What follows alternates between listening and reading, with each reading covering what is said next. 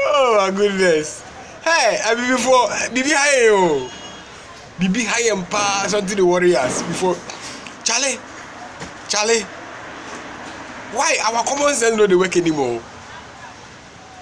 Charlie, I get some questions to ask. But these issues when I get religious and spiritual about stuff like this, the absurdity they make I dey laugh. You see me I say, okay, this issue of the Jesus guy. Anyway, Christians always they forget say when the angel declared the name and everything unto Mary and all that thing that they talk about. All the Egyptian philosophies and teachers about Maui as the mother of Horus, the child that is to be born as the Messiah, and she is represented by a calf. Yeah, that is why most books you go see the baby bambino Christ being born in a manger and calf day in body. It's a symbolism. It was not something like a physical thing that happened over there. Then, Charlie. Anyway, let's go deep into it. The name that was revealed to Mary was Immanuel. You know the meaning of Immanuel? Immanuel means the gods are with men on earth. And in the tabernacle, the synagogue, you see the curtain divided into two to show that now we have direct access to Christ. Well, Immanuel means God is with man. God is not one person sitting somewhere. Man is not one person. When you talk about man in the Bible or man, it is human being. Multiplicity of beings. Human being is not one person. It's a man and a woman. And even a man and a woman is not one person. We have continents, we have countries, we have cities, we have villages, we have, cottages and huts and all that. So when the Bible refers to a man, it is not talking about one person sitting somewhere. Like we make reference to Adam.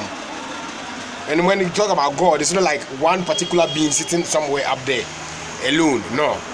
God is the spirit world. The word God means the spirit world. The word man means the physical world. So in there, it was symbolism. Anytime you read the Bible, they talk about God, it symbolizes the spirit realm. When you hear man, it symbolizes the physical realm, beings. Okay? So, the supreme being of all the Godhead is called Onyankopon Chiridiampon. The friend Onyame Kropon. In our local language, when we say Onyame Kropon, it is the one supreme God. We don't have a trinity. Don't be stupid. Don't be fooled by the white man philosophy of Christianity he brought to you in Africa. We have our local language, and it stipulates that he is Onyame Kropon, one supreme head God. You understand? When you take it to Aibe, they say Mauso Bolisa. When you come to God, they say Atana Animo. It's not one person. Yeah?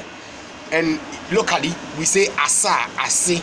Asa and Asi means the combination of the up and the down. The solar, the energy that is masculine and the feminine energy that is below, that nurtures, which is Asi. Tineka say Asase. Asase is for we the beings here, connecting to both up and down here.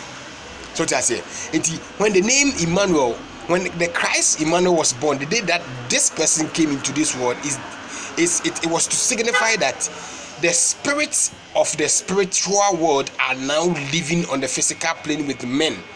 So your thoughts attract the kind of spirit you are thinking about, or whatever it is that you are thinking about, you are attracting the spirit of that thing to you. And that means the judgment is going to happen right there, right at that moment, because with the spirit, they act instant. They don't wait. They are not matter. Body is matter. Matter is anything that has weight and occupies space. In the spiritual realm, you think of it, it's there. You've done it already. So when you think of that, the spirit was already with you.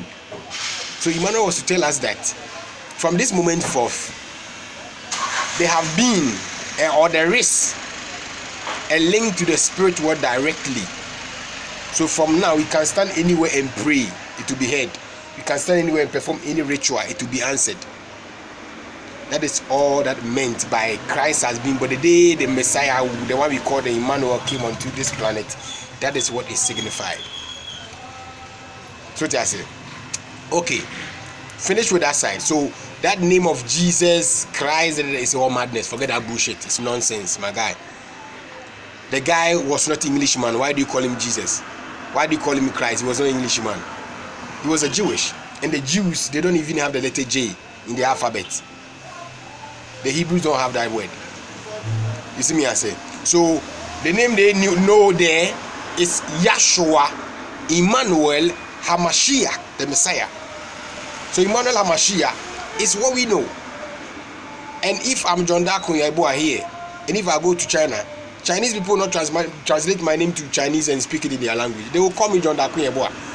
So why do we refer to the Immanuel Hamashiach in my language, and you try to change the name and make it Jesus Christ? I'm not an Englishman, so why should I be calling Jesus Christ in Ghana? If anything worse safe, I will call Yesu and Christo. That's my local language. Why do you call Jesus? Why do you call Christ? I don't fucking believe in all this bull crap. Besides, what is wrong with we blacks? Was he not a Messiah when they were taking us into slavery? Okay, consider that incident. Just consider that. Before the invaders came here, when they came, first glance, first instance, we tried to be hospitable. We tried to be friendly. We gave them lands to build their forts and everything. And later they go back and organize and come and attack us and put us into slavery and colonization. Who did who good and who did who bad? You can't water down the truth. Humanity has not brought justice to this part of human history. And they even call it dark age, because that's where they eliminated the black contribution from human history. You come upon my land to trade. I give you land to build, to establish yourself. Do your trade. And then you go and bring your other fellows. Council of Nicaea, they sat and decided to come to Africa, divide and rule system. Well, they divided themselves. Europe divided themselves into fractions and came. Well, the English came and imposed on us their language. Not just their language, but also